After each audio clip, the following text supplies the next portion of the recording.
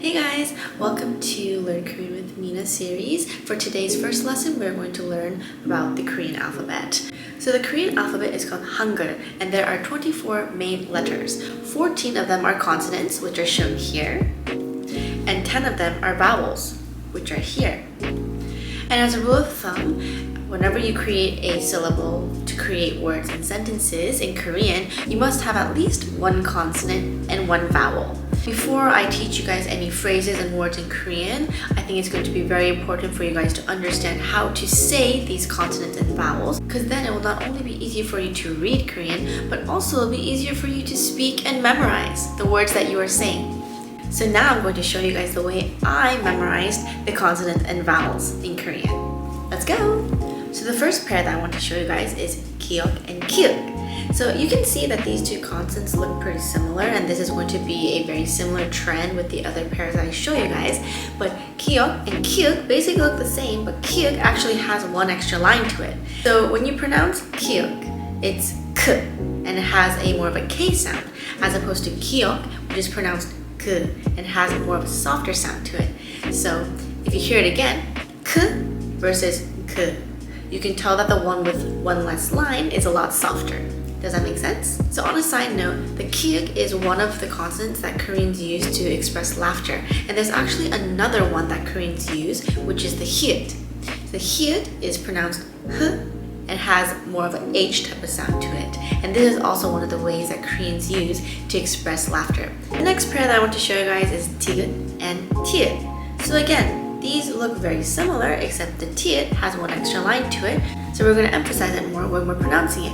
So the tigut is pronounced d and has a D type of sound to it, whereas the tiut is pronounced t and has the T sound to it. So if you hear it again, d, t. Does that make sense? So the next pair I have here to show you guys is pyup and pyup. Again, these look very similar, except the pyup has one extra line at the top and extends the lines at the bottom. So pyup is pronounced b and sounds like the letter B. Pyup is pronounced p and sounds like the letter P. So again, we have b versus p. And now the final pair I have is jiut and chiut. These again look very similar, except the chiut has one extra line at the top. So jiut is pronounced like j and it sounds like the letter J, as opposed to the chiut, which sounds like ch and sounds like the letter CH combined. So again, we have j and ch. So now for the remaining 6 consonants, let's go over them one by one. So the first consonant is going to be nian. The way you pronounce this one is n, and it sounds like the letter N. The way I remember this consonant is that it kind of reminds me of someone's side profile. And when I look at someone's side profile, I think of their nose first. And because nose starts with the letter N, when I see this consonant, I immediately think of n. The next consonant is lir. The way you pronounce this one is l. It has a R and L type of sound to it. The way I remembered how to say this consonant is that the consonant kind of reminds me of a squiggly line. And so when I think of squiggly line starts with the letter L, so I think of L. The next consonant is miu. This is pronounced and it sounds like the letter M. The way you can remember this one is that it kind of looks like your mouth. And when you close your mouth and something tastes very good, you go And so that's how I remember how to say this consonant. So the next consonant is shiot, and this is pronounced s. It sounds like the letter S. And this consonant looks like someone standing, and so because standing starts with the letter S, I automatically think s. The last consonant is actually very special. It's ing. So this consonant actually has no sound if it is the one starting a syllable and has a vowel that comes afterwards. If this is the consonant that is ending the word, then it's pronounced in. But usually it is followed by a vowel. And the vowel is usually the one that's going to tell you how to pronounce this consonant. Okay, so now that we have the consonants figured out, let's go on to the vowels. So for the vowels, there are 5 easy pairs that you can use to help you memorize them. The first pair is going to be a and ya.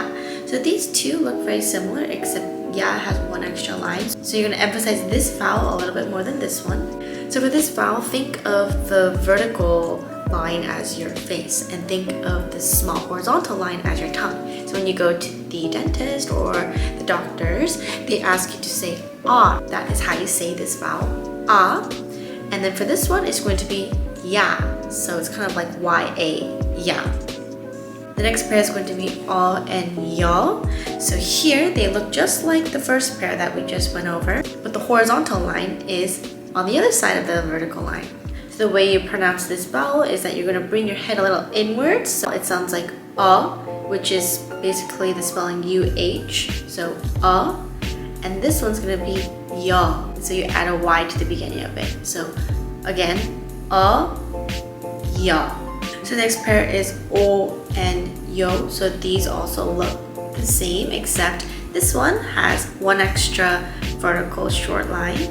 So here again, so this one is o, so it sounds like the letter O, and this is yo. So the spelling would be yo. Again, o, yo. The next pair is going to be u and u. So this is one of the vowels that Koreans use when they're upset. I'm not sure if you guys have heard of the song TT by Twice, but they use this in their dance, and it's because this is very similar to the vowel u and u, which means, oh, I'm upset. So for this one, it sounds like u, and this one sounds like you. The last pair is going to be and e. So is just one horizontal line. So for this vowel, it kind of reminds me of the sound that you make when you get up after laying down flat on the ground. So when I get up, I usually say and that really reminds me of the way that you're supposed to say this vowel. So the last vowel here is going to be e, and it looks like the letter I, and that's exactly how you pronounce it. So again, this is the vowel e. So now that we learned how to pronounce the letters of the alphabet, in the future when I teach you guys words and phrases in Korean, I hope that you guys will be able to read them yourself before I tell you how to read them, and I hope you can write them as well, because now all you have to do is put the consonants and vowels together to create words and phrases, and it's simple like that, because this is all you need. So let's put this into practice. Remember I told you guys before I taught you guys how to pronounce these letters that you need to have at least one consonant and one vowel together to create one syllable, which creates the words that you're trying to say in Korean. So now let's use an example. Let's say I want to know how to say the word tree. In Korean, tree is spelled na-mu. Now, here you can see there's one consonant and one vowel per syllable. So na has n, a, that creates the word na. And then the next syllable is going to be mu. So how do you say mu? M, u. And we learned that is going to be the miu, and u is the vowel that you're going to use to create the syllable mu. So together we can say na, mu, and that means tree. And so this is basically the way you're going to combine the letters of the alphabet to create the words that you want. And now it's your turn. I want you guys to write your name in Korean. Please put them in the comments below, and I'll make sure to see all of them and give you guys comments and see whether or not you guys were able to apply the pronunciations of the letters of the alphabet into creating your name. So that was it for today's video, and I cannot wait to teach you guys new words and phrases in Korean for the next videos to come. See you guys again. Bye!